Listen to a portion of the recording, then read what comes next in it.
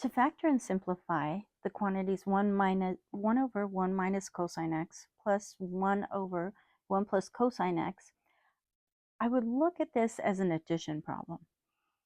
When you add two fractions, you need to always have a common denominator.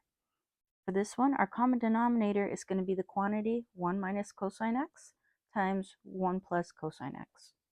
So the left-hand term is missing 1 plus cosine x, so I need to multiply top and bottom by 1 plus cosine x. Whatever I do to the bottom, I have to do to the top.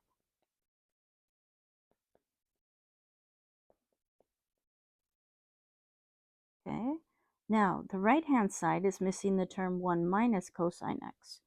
So I'm going to multiply top and bottom by 1 minus cosine x. Now I notice both left and right side have a bottom, a denominator, of the quantity 1 plus cosine x, 1 minus cosine x.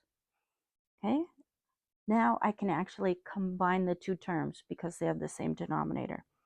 Just distributing through, I'm going to have 1 plus cosine x, and then plus, over here it's going to be 1 times 1, 1, minus cosine x. Okay, on the bottom, I have the same term. I'm just going to go ahead and FOIL them together. 1 times 1 is 1. 1 times cosine x is a positive cosine x. 1 times minus cosine x is a minus cosine x. So those will drop out. Then I have cosine times a minus cosine will give me a minus cosine squared x. Okay.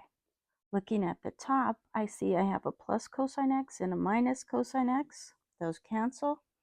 So I have 2 over 1 minus cosine squared x. Okay, again, I have either a sine squared or cosine squared and a 1. So I'm going to investigate, see if I can simplify that. I'm using the identity sine squared x plus cosine squared x equals 1. And then I want to get the cosine squared over on the side with the 1. So I'm going to move it over, subtract cosine squared for both sides. Leaves me sine squared x equals 1 minus cosine squared x. And that is the term I have in the problem. So I know I can replace 1 minus cosine squared x with sine squared x.